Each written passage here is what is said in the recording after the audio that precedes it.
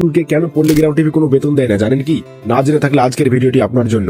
আগুনও কিন্তু পল্লীগ্রাম টিভির আর 5টা অ্যাক্টরের মতোই একজন ভালো জনপ্রিয় অ্যাক্টর হওয়ার সত্ত্বেও পল্লীগ্রাম টিভি থেকে কেন তাকে কোনো বেতন দেওয়া হয় না?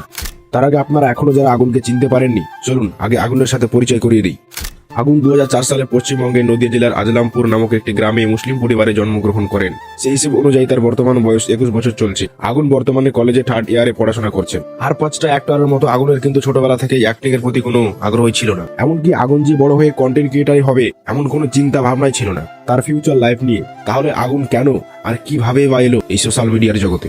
আগুনের চাচা অর্থাৎ পল্লীগ্রাম টিভি চ্যানেলের ওনার রবিউল শেখ 2017 সালে পল্লীগ্রাম টিভি চ্যানেলটি ক্রিয়েট করেন, যেটা আজকের বর্তমানে ওয়েস্ট বেঙ্গলের টপ ইউটিউব চ্যানেল। যদিও প্রথম দিকে এই চ্যানেলটির নাম পল্লীগ্রাম টিভি ছিল না, তার কারণ প্রথম দিকে এই চ্যানেলটিতে স্টেজ প্রোগ্রাম আপলোড করা হতো, যেমন স্কুলের সাংস্কৃতিক অনুষ্ঠান, তারপরে গ্রামের আরো নানান অনুষ্ঠানের ভিডিও ফুটেজ আপলোড করতেন এই চ্যানেলটিতে।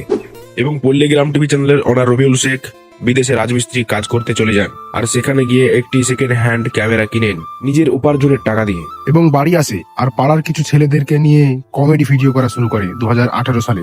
কিন্তু সবার তো সংসার আছে, তাই বড়দেরকে নিয়ে আর ভিডিও করা সম্ভব হয়নি।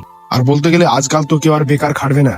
আর তারপরে 2-3 মাস ভিডিও পুরোপুরি বন্ধ করে দেয়, আর এভাবে কেটে যায় কয়েক মাস। আর 2019 সালের শেষের দিকে পল্লীগ্রাম টিভি চ্যানেলের ডিরেক্টর অর্থাৎ হারুন দা পল্লীগ্রাম টিভি চ্যানেলের ওনার রবিউলের কাছে বলে, আচ্ছা রবি, বড়দেরকে নিয়ে তো ভিডিও করা সম্ভব হচ্ছে না, কারণ তাদের সংসার আছে, তাদের ভিডিও করাতে হলে তাদের টাকা দিতে হবে। কিন্তু আমরা তো এখন কাউকে অভিনয়ের জন্য কোনো টাকা দিতে পারবো না, কারণ যেহেতু আমাদের ইউটিউব থেকে কোনো ইনকাম নেই। তাই চল আমরা ছোটদেরকে নিয়ে ভিডিও করা শুরু করি। তারপর 2020 সালের শেষের দিকে তারা ছোটদেরকে নিয়ে ভিডিও করা শুরু করে।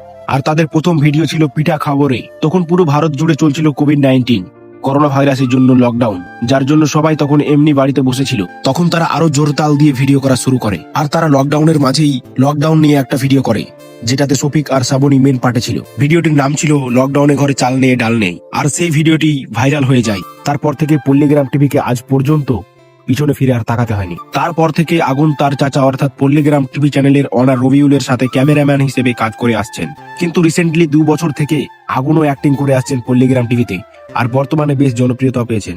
এবার আসি আগুনকে কেন কোনো বেতন দেওয়া হয় না পল্লীগ্রাম টিভি থেকে। তো আপনাদের বলি, আগুনের যখন যেটা লাগে সেটা দিয়ে থাকেন পল্লীগ্রাম টিভি চ্যানেলের অনার রবিউল শেখ, যার জন্য আগুনের কোনো পল্লীগ্রাম টিভি থেকে মান্থলি স্যালারি নাই।